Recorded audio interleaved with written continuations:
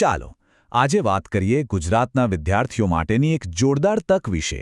એ છે મુખ્યમંત્રી જ્ઞાન સાધના મેરિટ સ્કોલરશિપ. આ તક શું છે અને કેમ આટલી ખાસ છે, ચાલો બધું જ વિગતે સમજીએ. સૌથી પહેલાં તો આ નંબર પર ધ્યાન આપો. 24,000 રૂપિયા. અને એ પણ કોઈ એકવાર નહીં, દર વર્ષે. ધોરણ 9થી લઈને ધોરણ 12 સુધી, એટલે કે પૂરા 4 વર્ષ માટે. વિચારો, આ કેટલી મોટી મદદ કહેવાય. હવે સવાલ એ છે કે શું આટલી મોટી આર્થિક મદદ ખરેખર કોઈના ભવિષ્યને એક નવી દિશા આપી શકે છે? શું આનાથી સારા ભણતર માટે નવા રસ્તાઓ ખુલી શકે છે? ચાલો આ જ સવાલોના જવાબ શોધીએ. ઓકે, તો આ છે એક સુવર્ણ તક. પણ આ સ્કોલરશિપ છે શું અને કેમ આટલી બધી મહત્વની છે? ચાલો સમજીએ. જુઓ, આ યોજનાનો હેતુ એકદમ સીધો અને સરળ છે. જે હોશિયાર વિદ્યાર્થીઓ છે, જેમને પૈસાની તકલીફના કારણે કદાચ ભણવાનું છોડવું પડે, એવું ન થાય એ જોવાનું. ખાસ કરીને ધોરણ 9થી 12, જે ભણતરના સૌથી ઇમ્પોર્ટન્ટ વર્ષો હોય છે, એમાં આ એક મોટો સપોર્ટ બની રહે છે. સારું, તો હવે સૌથી અગત્યનો સવાલ. આ સ્કોલરશિપ માટે કોણ એપ્લાય કરી શકે? ચાલો એના નિયમો એટલે કે લાયકાત શું છે એ ફટાફટ જોઈ લઈએ. ઓકે, તો નિયમ નંબર 1. સરકારી અથવા ગ્રાન્ટેડ સ્કૂલમાં ધોરણ 1થી 8 સુધી સળંગ ભણ્યા હોવા જોઈએ. જો કોઈ આરટીઈ એક્ટ હેઠળ પ્રાઇવેટ સ્કૂલમાં ભણતું હોય તો એ પણ એપ્લાય કરી શકે છે. અને હા, એક બહુ જ સારી વાત એ છે કે જે સ્પેશિયલ જરૂરિયાતવાળા વિદ્યાર્થીઓ છે, એટલે કે CWSN, એમના માટે 25% સીટ્સ રિઝર્વ્ડ છે, જેથી દરેકને સરખો મોકો મળે. તો લાયકાતની વાત તો સમજાઈ ગઈ, પણ આ સ્કોલરશિપ મેળવવા માટે એક એક્ઝામ આપવી પડશે. તો ચાલો હવે જોઈએ કે આ પરીક્ષા કેવી હશે અને એમાં શું પૂછાશે. અને અહીંયા એક બહુ જ મોટી રાહતની વાત છે. આખી પરીક્ષા MCQ ટાઈપની હશે, એટલે કે તમારે બસ સાચો ઓપ્શન પસંદ કરવાનો છે. એક્ઝામ ગુજરાતી અને અંગ્રેજી બંને મીડિયમમાં આપી શકાશે. અને બેસ્ટ પાર્ટ, કોઈ નેગેટિવ માર્કિંગ નથી. મતલબ ખોટો જવાબ પડે તો પણ માર્ક્સ કપાવવાની કોઈ ચિંતા નહીં. ટાઈમની વાત કરીએ તો ટોટલ 150 મિનિટ મળશે. અને આ ટાઈમમાં 2 અલગ-અલગ પેપર આપવાના છે. પહેલું છે MAT, એટલે કે મેન્ટલ એબિલિટી ટેસ્ટ. એમાં 40 સવાલ હશે 40 માર્ક્સના. અને બીજું પેપર છે SAT, એટલે કે સ્કોલાસ્ટિક એપ્ટિટ્યૂડ ટેસ્ટ, જેમાં 80 સવાલ હશે 80 માર્ક્સના.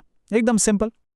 હવે જે બીજું પેપર છે SAT, એમાં કયા વિષયમાંથી કેટલું પૂછાશે એ પણ જોઈ લઈએ. જુઓ, ગણિત અને વિજ્ઞાન આ બંને મેઇન છે 20-20 માર્ક્સના. પછી આવે છે સામાજિક વિજ્ઞાન અને ગુજરાતી, એ બંને 15-15 માર્ક્સના. અને છેલ્લે અંગ્રેજી, એ 10 માર્ક્સનું. એટલે ક્લિયર છે કે તૈયારી કરતી વખતે કયા વિષય પર વધારે ફોકસ કરવાનું છે. તો સિલેબસ શું હશે? એની બિલકુલ ચિંતા કરવાની જરૂર નથી. બધું જ ધોરણ 8ના અભ્યાસક્રમમાંથી જ આવશે. METમાં લોજિક અને રિઝનિંગના સવાલો હશે, જ્યારે SATમાં ગણિત, વિજ્ઞાન જેવા ધોરણ 8ના વિષયો હશે. અને હા, એક ઇન્ટરેસ્ટિંગ વાત, લગભગ 30% સવાલો નવી એજ્યુકેશન પોલિસી મુજબના હશે. એનો મતલબ એ કે ગોખવાવાળા નહીં, પણ સમજણ પર આધારિત સવાલો વધારે હશે. ચાલો, પરીક્ષા વિશે તો બધું જાણી લીધું. હવે સૌથી પ્રેક્ટિકલ વાત, આના માટે ઓનલાઈન અરજી કરવી કઈ રીતે? ચાલો એના સ્ટેપ્સ જોઈએ. પ્રોસેસ ખરેખર બહુ જ સહેલી છે. બસ આ વેબસાઇટ પર જવાનું છે. ત્યાં સ્ટુડન્ટનો આધાર, ડાઇસ નંબર એન્ટર કરવાનો. જેવો નંબર નાખશો એટલે મોટાભાગની ડિટેલ્સ તો સિસ્ટમ જાતે જ ભરી દેશે. બસ એકવાર બધું બરાબર ચેક કરી લેવાનું. જે ખૂટતી વિગતો હોય એ ભરીને ફોર્મ સેવ કરીને સબમિટ કરી દેવાનું. બસ આટલું જ. આ રહી એ વેબસાઇટ. એડ્રેસ બરાબર જોઈ લો. ભૂલ ના થાય એના માટે આનો સ્ક્રીનશોટ લઈ લેવો સારો. અને હા, ફોર્મ ભરાઈ જાય અને પરીક્ષા અપાઈ જાય પછી રિઝલ્ટ ક્યાં આવશે એના માટે રાજ્ય પરીક્ષા બોર્ડની ઓફિશિયલ વેબસાઇટ www.acbexam.org ચેક કરતા રહેવું પડશે.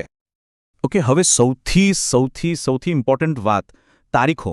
આ ડેટ્સ ભૂલાવી ના જોઈએ, એટલે બરાબર નોંધી લેજો.